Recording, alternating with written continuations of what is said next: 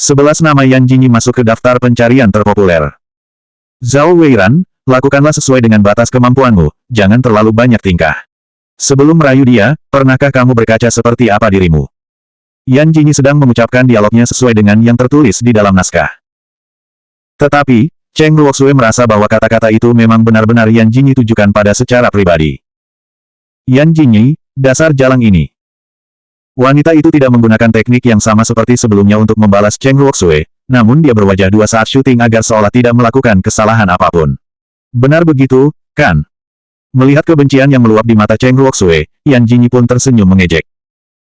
Kemampuan akting Cheng Luoxue itu jauh lebih buruk daripada orang awam. Tidak mengherankan kalau dia hanya bisa bergantung pada seorang pria yang dapat membuatnya menghasilkan banyak uang. Apakah kamu membenciku? Bukankah kamu tidak bisa menahan diri untuk mencincang-cincangku hingga menjadi 1000 kali bagian? Yan Jinyi tertawa angkuh. Sayangnya, kamu tidak memiliki kesempatan itu. Sutradara Li dan para staf tertegun dan terkagum-kagum. Sebelumnya, setiap kali ada adegan aksi bersama Cheng Luoxue, Yan Jinyi selalu terlihat takut dan tidak berani melawan, namun hari ini keterampilan aktingnya meledak. Luar biasa. Semua orang menonton dengan penuh antusias. Tiba-tiba mereka menyadari bahwa ternyata kebengisan seorang kakak ipar ini ada baiknya juga. Huo Zixing mengusap-usap dagunya menggunakan satu tangan sambil berpikir. Tampaknya, keterampilan memerankan tokoh wanita jahat adalah bakat akting dari seorang aktris yang sedang dicari perusahaannya. Meski Yan Jinyi bukanlah pemeran utama, dibandingkan peran yang dimainkan Cheng Luoxue, dapat dikatakan bahwa karakternya sangat mendominasi di akhir cerita. Ketika pipinya ditampar lagi, Cheng Luoxue akhirnya tidak bisa menahannya. Dia menutupi wajahnya sambil menangis dan menatap Huo Zixing. San Shao, Yan Jinyi sengaja melakukannya. Dia pasti sengaja menamparku sangat keras. San Shao, wanita ini cenderung suka kekerasan. Kamu lihat sendiri wajahku sekarang seperti apa. Aku. Huo Zixing adalah orang yang menghargai paras yang cantik. Pada saat ini, wajah Cheng Luoxue memang terlihat cukup mengerikan. Dia hendak mengucapkan beberapa kata untuk menghibur Cheng Luoxue, namun tiba-tiba dia mendapatkan tatapan berbahaya dari Yan Jinyi. Sial, bagian tubuh yang dipukulinya mulai terasa agak sakit lagi. Bukankah semua yang dia lakukan sesuai dengan yang tertulis di naskah? Cheng Luoxue tertegun. San Shao, apa maksudmu? Huo Zixing mengernyit, lalu menunjukkan naskah drama. Bukankah kalian sedang berakting berdasarkan naskah drama? Atau bisa dikatakan kalau Cheng Luoxue akan dipukuli hingga babak belur, persis sama dengan yang diceritakan dalam naskah. Apa San Shao sudah terpikat wanita jahat ini? Yan Jinyi adalah wanita licik dan sangat keji, mengapa dia harus melindunginya? Cheng Luoxue diam-diam mengepalkan tinjunya, menahan amarah yang seakan dapat membludak kapan saja. Dia tidak akan pernah membiarkan masalah ini begitu saja. Yan Jinyi, akan kubuat kau membayar apa yang telah kau lakukan padaku. Mungkin karena telah melihat Yan Jinyi memukul Huo Zixing kemarin, sekarang para pelayan di rumah keluarga Huo gemetar ketakutan begitu melihatnya. Apalagi saat mendapati Yan Jinyi keluar dari mobil Huo Zixing, satu persatu dari mereka merasa sangat ketakutan, seolah dipaksa masuk ke neraka. Tuan muda dan nona menantu kedua. Yan Jinyi mengenakan gaun hitam, dengan rambut panjang yang tergerai di punggungnya. Dia tampak begitu elegan dan sangat berkelas. Di sisi lain, Huo Sanxiao, yang biasanya selalu mendominasi dan angkuh, kini telah berubah drastis menjadi pengikut Yan Jinyi. Dia membawa sebuah koper besar, dan wajah tampannya tampak memerah. Dia tidak berani melontarkan protes apapun kalau sudah berhadapan dengan Yan Jinyi. Tunggu sampai kakak kedua kembali, dia pasti akan mengusir wanita jahat bernama Yan Jinyi ini dari keluarga Huo. Tuan muda, nyonya muda, nona sudah kembali siang hari tadi. Di mana dia? Kedua mata Huo Zixing berbinar. Huo Qingyuan memiliki kemampuan bertarung yang luar biasa sejak masih kecil. Bisa jadi, dia dapat menghadapi Yan Jinyi. Kepala pelayan menghela napas, sedang mengepak beberapa pakaian dan akan pergi lagi. Nona bilang kalau sekolahnya mengadakan tur ke luar negeri. Yan Jinyi bersedekap dengan satu tangan dan mengusap-usap dagunya dengan tangan yang lain, lalu berjalan masuk ke dalam rumah. Putri sulung dari keluarga Huo itu terkenal sangat sulit untuk dihadapi. Dia sulit diatur dan begitu keras kepala. Wanita itu berkelahi di sekolah dan tidak memiliki keterampilan apapun dalam bidang akademik. Jika bukan karena dari keluarga yang terpandang, mungkin dia sudah dikeluarkan dari sekolah sejak awal. Tidak salah lagi, dengan perilakunya yang kasar seperti itu, dia dapat dianggap sebagai siswi berandal. Sayangnya, gadis itu sangat jarang terlihat sampai sekarang. Yan Jinyi sangat pilih-pilih dalam menu makanan 3 kali sehari. Setiap kali dia makan, harus tersedia daging di atas meja, dan itu pun harus daging tanpa lemak sedikit pun. Hampir sama dengan kakak kedua. Pada saat ini, Huo Zixing sudah sangat lapar, tetapi Yan Jinyi duduk di seberangnya. Jadi, dia hanya bisa menahan rasa laparnya. Dia menyalakan ponsel dengan kesal dan hendak mencari hiburan di situs Weibo. Namun, tanpa sengaja, tiba-tiba dia menemukan nama Yan Jinyi di daftar pencarian terpopuler. 12 aktris pemeran pembantu, Yan Jinyi. Aktris pemeran pembantu, Yan Jinyi, telah memukuli Cheng Ruoxue. Beberapa kata terakhirnya saja sudah terlalu mencolok mata pembacanya.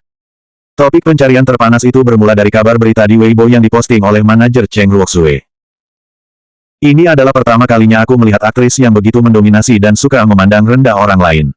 Yang paling penting adalah dia hanyalah sebagai peran pembantu. Ruoxue telah bersabar berkali-kali, tetapi wanita itu malah semakin kelewat batas. Dia menggunakan adegan syuting sebagai alasan untuk memukuli Ruoxue.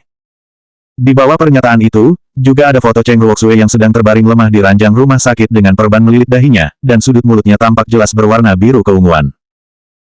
Saat ini, Cheng Ruoxue adalah artis yang cukup populer dan masuk ke dalam jajaran artis paling berpengaruh dalam setiap proyek yang dibintanginya. Dia bahkan memiliki begitu banyak penggemar, sampai tak terhitung jumlahnya. Dengan ini, bisakah Yan Jinyi menghadapi mereka satu persatu? Kolom komentar dipenuhi dengan berbagai hinaan dan makian. Huo Zixing membaca komentar-komentar itu sejenak, lalu berdiri dari sofa. Tidak masuk akal, orang-orang rendahan yang tidak tahu apa-apa ini, beraninya memaki-maki anggota keluarga Huoku. Meskipun Yan Jinyi memang sangat kejam, tapi bagaimanapun juga dia adalah istri kakak kedua di keluarga Huo. Yan Jinyi sedang asyik sendiri memainkan permainan yang biasa dimainkan oleh anak-anak kecil. Melihat gerakan Huo Zixing, pandangannya pun beralih padanya, lalu dia berkata, "Dasar tidak sopan, apa kamu mau dipukul?" Huo Zixing memutar matanya dan menyerahkan ponselnya pada Yan Jinyi. "Kamu lihat saja sendiri." Yan Jinyi menerima ponsel yang diberikan Huo Zixing dengan santai, lalu menatap layar untuk waktu yang lama. Situs apa ini? Situs apa? Ini disebut Weibo, jangan bilang kamu tidak tahu apa itu Weibo. Yan Jinyi mencoba mengingat-ingat dengan cermat dan kemudian tiba-tiba menyadari, oh, itu tempat berkumpulnya orang-orang bodoh yang saling bertukar pikiran, kan? Huo Zixing samar-samar merasa kalau dirinya dapat mengerti makna lain dari ucapan kakak iparnya itu. Perkumpulan orang-orang bodoh yang saling bertukar pikiran. Apa maksudnya? Siapa anak muda zaman sekarang yang tidak bermain Weibo? Tiba-tiba, Huo Zixing memberi tatapan aneh ke Yan Jinyi. Jangan bilang kamu tidak punya Weibo. Yan Jinyi mengangkat alisnya. Haruskah aku memilikinya? Pemilik asli tubuh ini memang benar-benar tidak memiliki hal seperti itu. Tampaknya dia tidak punya akun Weibo. Tebak Huo Zixing. Tidak heran kalau dia masih tetap tenang walaupun berbagai komentar kebencian ditujukan padanya. Dengan kesabaran yang sangat jarang ia tunjukkan itu, Huo Zixing mulai mengajari Yan Jinyi bermain Weibo dan menunjukkan komentar-komentar para netizen. Di mana datangnya penyihir tak tahu diri itu? Berani-beraninya dia memukuli Ruoxue kami. Apa dia mau cari mati? Orang jelek yang suka mencari sensasi seperti dia selalu membuat banyak masalah. Hanya dengan melihat sekilas saja, sudah dapat ditebak kalau seluruh wajahnya adalah hasil operasi plastik. Teman-teman sekalian, mari kita sebarkan keburukannya di media massa. Seorang aktris yang tidak terlalu populer dan hanya memiliki sedikit penggemar saja begitu sombong. Panggil polisi untuk menangkap sampah ini. Ya Tuhan, Ruoxue sepertinya telah dipukuli dengan sangat parah. Semoga wanita yang memukulinya itu cepat mati. Yan Jinyi menunjuk ke layar sambil memandang Huo Zixing. Apakah berbagai komentar makian ini ditujukan padaku? Apa kau bercanda? Selain dirimu, siapa lagi yang memukuli Cheng Ruoxue secara terang-terangan di hadapan para kru saat sedang syuting? Bahkan, dia sendiri juga sering dipukuli. Huo Zixing merasakan sakit di sekujur tubuhnya saat memikirkan hal ini. Dia kan pantas mendapatkannya. Yan Jinyi mengutuk dengan suara rendah, mengapa aku masih disalahkan atas luka di kepalanya? Bukankah memang kamu yang memukulnya? Yan Jinyi menggebrak meja teh di depannya dengan sangat keras hingga membuat Huo Zixing gemetar ketakutan. Dia buru-buru mundur selangkah. Akan kucongkel bola matamu. Aku hanya memukul seorang wanita di bagian wajah saja. Yang benar saja, apa aku sudah gila memukul kepalanya? Sudah jelas-jelas dia yang memukul, tapi bisa-bisanya dia berkata dengan begitu percaya diri kalau apa yang dilakukannya adalah tindakan yang benar. Huo Zixing sungguh belum pernah bertemu orang seperti ini selain Yan Jinyi. Dia ini sungguh sangat mirip dengan wanita gangster. Pada saat ini, penggemar Cheng Ruoxuan sedang mencari tahu lebih dalam mengenai Yan Jinyi. Mereka mendapati bahwa Yan Jinyi akan pergi ke tempat lokasi konferensi pers drama yang dibintanginya dalam beberapa hari lagi. Mereka semua akan mulai bersiap untuk memperjuangkan idola mereka. Yan Jinyi sendiri tampak sangat tenang menghadapi provokasi terang-terangan dari penggemar Cheng Ruoxue di berbagai sosial media. Huo Zixing diam-diam memutuskan untuk tidak menahan masalah ini. Terlebih lagi, Yan Jinyi adalah aktris yang bernaung di perusahaannya, dan selain itu, dia masih menyandang gelar menantu dari putra kedua keluarga Huo. Meskipun tidak ada satupun orang di luar yang mengetahui fakta itu. 13. Mengapa wanita itu tidak mati saja? Jika aku memukul orang, bisakah keluarga Huo menangani masalahnya? Yan Jinyi tiba-tiba melontarkan pertanyaan yang tak terduga. Huo Zixing seketika tercengang dibuatnya. Dia tidak mengerti maksud dari ucapan kakak iparnya itu. Apa? Jika aku memukul seseorang hingga cacat, apakah aku akan masuk penjara? Ternyata kamu takut masuk penjara juga. Lalu, kenapa dari awal selalu melakukan kekerasan? Di dalam hatinya, Han Zuoxing sedang sibuk menghina Yan Jinyi. Kemudian dia berujar dengan tampang yang sangat sombong. Dengan adanya keluarga Huo, tindakan pemukulan pun tidak akan menimbulkan masalah, selagi tidak sampai membunuh. Mendengar ini, Yan Jinyi mengangguk. Kalau begitu, aku akan memukul orang lain atas namamu. Apa? Huo Zixing menggertakkan giginya, dan wajahnya yang tampan langsung berubah pucat. Beraninya kau. Jari-jari ramping Yan Jinyi menekan layar ponsel, benar-benar tidak memedulikan raut muka Huo Zixing yang penuh amarah. Tampaknya menjadi menantu dari putra kedua keluarga Huo ada untungnya juga. Aku tidak akan melupakanmu, diadaptasi dari novel online populer. Karya ini berkisah tentang seorang CEO sombong yang jatuh cinta pada sang pemeran utama wanita. Dalam drama tersebut, Yan Jinyi berperan sebagai wanita menyebalkan yang paling dibenci dan tidak disukai oleh para penonton. Konferensi pers terakhir sudah penuh sesak banyak orang. Kebanyakan dari mereka adalah penggemar pemeran utama pria dan pemeran utama wanita. Di antara mereka, ada sekelompok orang yang terlihat paling mencolok dan menjulang tinggi. Hampir sebagian besar dari kelompok itu terdiri dari mahasiswa. Mereka semua mengenakan kaos putih yang seragam dan memegang spanduk yang bertuliskan, Yan Jinyi harus meminta maaf kepada Ruo Sue. Ketika melihat ini, staf kreatif utama ikut berkeringat dingin karena ulah Yan Jinyi. Yan Jinyi memang tidak memenuhi syarat untuk berpartisipasi dalam konferensi pers karena dirinya hanyalah pemeran pembantu. Namun harus bagaimana lagi, Yan Jinyi tiba-tiba berhubungan langsung dengan San Shao. Mungkinkah ini berarti bahwa Huo Sansuo telah bersedia dikendalikan Yan Jinyi karena mendapatkan ancaman penyiksaan? Terlebih lagi, bukankah dia sebelumnya juga dipukuli menggunakan tongkat sapu? Hari ini dandanan Yan Jinyi sangat menarik perhatian. Dia mengenakan gaun dengan rok panjang bergaya retro berwarna hitam, topi kecil berwarna senada di kepalanya, dan tas berbentuk bola perak di tangannya. Dia menerima banyak sorakan begitu muncul di panggung. Siapa wanita itu? Kenapa aku tidak pernah melihatnya sebelumnya? Dia sangat cantik sekali. Sikapnya sopan dan juga lemah lembut. Pakaian yang dia kenakan juga begitu indah. Apakah dia pemeran utama dalam drama ini? Mengapa aku merasa dia terlihat sangat tidak asing? Dia adalah Yan Jinyi, wanita kejam yang memukuli Ruo Sue kami saat syuting. Tiba-tiba, salah seorang di antara kerumunan berteriak keras. Pada saat ini, penggemar Cheng Ruo Sue bergegas maju dan berteriak-teriak seperti orang gila. Penjaga keamanan di lokasi konferensi pers segera menghentikan mereka. Di hadapan para penggemar yang brutal dan sangat membencinya, Yan Jinyi tampak sangat tenang. Sutradara Li, di mana saya boleh duduk? Sutradara Li berdeham dan menunjuk ke posisi tempat duduk paling ujung. Di sana. Jadi mereka ingin membuatnya semakin terlihat sebagai artis yang tidak terkenal sama sekali dan tidak perlu tersorot kamera. Yan Jinyi mengangkat alisnya dengan ringan. Meskipun sekarang dia harus melewati berbagai hinaan dan makian untuk mencapai keinginannya, tapi dia yakin bahwa pasti kelak dia bisa mendapatkan ketenaran dan kekayaan yang tak terbatas. Lupakan saja, cepat atau lambat dia akan mengubah tempat ini menjadi saksi kesuksesannya. Konferensi telah berlangsung selama 10 menit sebelum Cheng Ruoxue datang. Saat ini, kepalanya masih dibalut dengan perban tebal. Dia dibantu berjalan ke tempat duduknya selangkah demi selangkah oleh asistennya. Penampilannya yang rapuh itu membuat para penggemarnya merasa sedih dan kasihan. Ya Tuhan, wajah Ruo Sue sangat pucat. Wanita pemeran pembantu itu tidak menunjukkan rasa bersalah sama sekali. Ruo Sue memiliki sifat yang terlalu baik. Meskipun dia sudah dipukuli hingga seperti ini, dia tetap diam saja dan tidak bertindak untuk memberinya pelajaran. Ya benar, ini sangat serius. Kalau saja Ruo Sue mau melaporkan ke polisi, bukankah artis tidak terkenal itu akan mendekam di penjara selama 10 hari sampai setengah bulan? Cheng Ruoxue pertama-tama menyapa sutradara dan yang lainnya, kemudian melihat ke area penonton. Dia sedikit menggerakkan sudut mulutnya, menunjukkan senyuman yang lemah. Maaf, aku sudah membuat semua orang khawatir. Aku baik-baik saja kok. Pada saat ini, berbagai komentar sudah mulai bermunculan di Weibo. Artis tidak terkenal dan belagu itu duduk tenang di sana seolah-olah tidak ada yang terjadi. Aku kasihan pada Ruo Sue-ku sayang. Lihatlah wajahnya itu. Persetan, mengapa wanita itu tidak mati saja? Ya Tuhan, Aku awalnya bukanlah penggemar Cheng Luoxue, tapi sekarang aku sangat mencintainya. Sialnya dia memiliki hati yang sangat baik.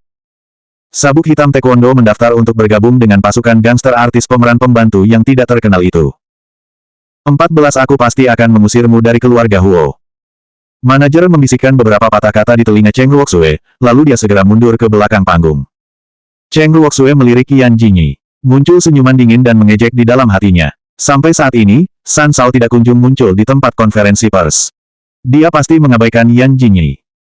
Konferensi pers dimulai dengan kata-kata sambutan dari staf kreatif utama, hingga akhirnya sampai di giliran Yan Jinyi. Pembawa acara mulai memberinya pertanyaan seputar insiden pemukulannya terhadap Cheng Luoxue. Jinyi, melihat Luoxue duduk di sini dengan keadaan seluruh tubuh dipenuhi luka, apakah ada sesuatu yang ingin kamu katakan padanya? Yan Jinyi menguap dengan malas. Dia mengangkat kelopak matanya melihat pembawa acara, lalu mengalihkan pandangannya ke tubuh Cheng Luoxue. Cheng Luoxue segera memasang ekspresi seolah sangat ketakutan, gemetar, dan sedikit menyusutkan tubuhnya ke samping untuk menghindari tatapan Yan Jinyi. Jangan takut, Luoxue, kita semua ada di sini. Dia tidak akan berani melakukan sesuatu yang buruk terhadapmu. Ya, kalau sampai Yan Jinyi berani menindasmu, kami akan membunuhnya. Cheng Luoxue menyeka sudut matanya. Begitu dia hendak membuka mulutnya untuk bicara, tiba-tiba dia berseru kesakitan.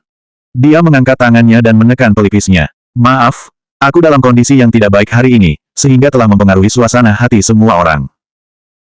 Dia membungkuk kepada para pemain dan kru drama terlebih dahulu, lalu membungkuk kepada orang-orang yang hadir. Teriakan dukungan untuknya bertambah banyak. Para penonton ini mungkin tidak tahu yang sebenarnya, tetapi para kru dan pemain lain tahu betul bahwa dibandingkan Yan Jinyi, Cheng Luoxue tidak lebih dari sekedar sampah tak berguna. Artis yang serakah dan hanya mengandalkan citranya di hadapan publik untuk memperluas ketenarannya. Tetapi, wanita itu didukung oleh seseorang yang sangat berkuasa di belakangnya. Oleh karena itu, tidak ada seorang pun yang berani melewati batas.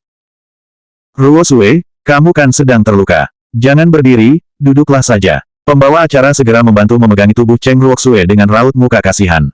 Setelah mengatakan itu, dia tidak lupa menatap Yan Jinyi. Wanita itu tampak tidak merasa bersalah sedikit pun. Benar-benar memalukan, dia tak pantas bekerja di industri hiburan. Yan Jinyi dapat menilai semua yang sebenarnya terjadi di depan matanya. Setelah Cheng Luoxue menyelesaikan pertunjukan murahannya, barulah Yan Jinyi berbicara santai, "Oh, dahimu terluka. Apakah karena digigit nyamuk?" Cheng Luoxue menyapu kebencian di matanya. Dia menutupi dahinya dengan satu tangan dan menjawab dengan bijaksana, "Jinyi, aku tahu kamu tidak sengaja melakukannya. Kamu memukuliku seperti itu demi mendapatkan hasil adegan drama yang bagus." Yan Jinyi tiba-tiba berdiri dan berjalan menuju Cheng Luoxue. Dia menyerahkan mikrofon ke hadapan Cheng Luoxue, "Ayo, bicara lebih keras." Entah kenapa, Cheng Luoxue merasa ketakutan setengah mati. Apa? Katakan sekali lagi apa yang barusan kamu katakan. Apa yang baru saja dia katakan? Apa yang akan dilakukan Yan Jinyi? Baiklah, tidak apa-apa kalau kamu tidak mau mengatakannya. Biar aku saja yang bertanya padamu, ujar Yan Jinyi sambil tersenyum. Berdedikasi terhadap pekerjaan adalah hal yang baik bagi seorang artis, bukankah begitu? Kamu baru saja mengklarifikasi bahwa aku memukulimu karena dedikasiku pada drama ini, demi menunjukkan akting yang baik dan terlihat nyata. Jadi, bukankah ucapanmu jelas menunjukkan kalau dirimu sendirilah yang bersedia melakukannya? Wajah Cheng Luoxue memerah menahan amarah. Dalam hatinya, rasanya dia tidak sabar untuk memotong-motong tubuh Yan Jinyi menjadi 1000 bagian. Wanita ini menjebaknya. Jika dia menjawab tidak, itu berarti bahwa dia mengakui bahwa dirinya bukan aktris yang berdedikasi. Jika dia menjawab iya, dia sama saja muncul di sini untuk membersihkan nama Yan Jinyi, namun juga membuat malu manajernya sendiri. Kalau begitu, aku akan bertanya dengan cara lain, apakah kamu menyalahkanku karena telah memukulimu? Cheng Luoxue memaksakan senyuman dan tampak bingung. Tidak, mana mungkin aku menyalahkanmu. Orang ini sungguh munafik. Tentu saja, ada konsekuensi yang harus ditanggung.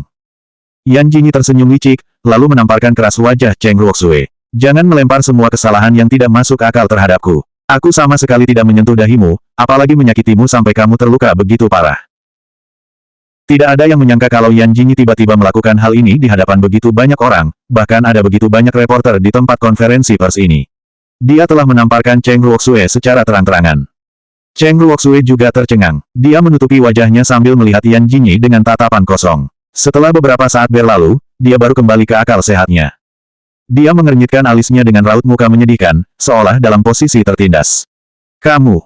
Jika ada pertanyaan, tanyakan langsung pada Huo Zixing. Semuanya sudah diarahkan padanya. Begitu selesai mengatakan ini, Yan Jingyi meninggalkan lokasi konferensi pers dengan tampang angkuh. Huo Zixing, yang sedang menonton siaran langsung di rumah, langsung mengumpat, sialan. Yan Jingyi, aku pasti mengusirmu dari keluarga Huo. 15 istrinya telah berselingkuh dengan adiknya sendiri. Berita di internet gempar untuk kedua kalinya. Sialan, aku sudah pernah melihat orang yang sangat biadab, tapi belum pernah melihat orang yang sebiadab Yan Jingyi. Bisa-bisanya dia menamparkan seseorang secara terang-terangan di acara konferensi pers. Kenapa polisi tidak cepat bertindak? Pendapatku justru berbeda dari yang lain. Ketika dia menamparkan Cheng Ruoxue, menurutku dia sangat keren, seperti gadis urakan yang bertindak sesuka hatinya. Wanita jalang, dia itu terlalu liar, kasihan Cheng Ruoxue. Berani-berani ya pelacur itu menamparkan Ruoxue. Adakah yang menyadari bahwa dia mengatakan kalau Huo Sanxiao adalah penghasutnya? Siapa yang tidak tahu bahwa Cheng Ruoxue dan Huo Sanxiao memiliki hubungan yang lebih dari sekedar rekan kerja? Sekarang, tampaknya sudah dapat ditebak siapa yang sungguhan menjalin hubungan dengan Huo Sanxiao. Di negara Amerika, pria itu duduk bersandar di atas sofa yang luas dan mewah dengan malas. Cahaya di ruangan itu redup, sehingga kontur wajahnya yang sempurna terlihat samar-samar. Sebatang cerutu yang menyala, terselip di antara ujung jarinya yang ramping. Apinya tampak berubah dari terang ke gelap dari waktu ke waktu. Direktur Huo, ada berita baru dari dalam negeri. San Sao sepertinya sudah berganti pacar lagi. Huo Zixing tidak mengalihkan pandangannya pada orang itu. Dia berujar dengan suara yang rendah dan terdengar acuh tak acuh. Mulai saat ini, kamu tidak perlu melaporkan masalah sepele semacam ini padaku. Baik, Direktur Huo, ada satu hal lagi. Huo Zixing mengerutkan keningnya. Matanya yang tajam tertuju pada asisten pribadinya itu. Mendapat tatapan menakutkan seperti itu, asisten Huo Zixing pun tanpa sadar gemetar ketakutan. Setelah Huo Zixing menyalakan lampu lantai, asistennya itu menyerahkan sebuah tablet padanya dengan hati-hati.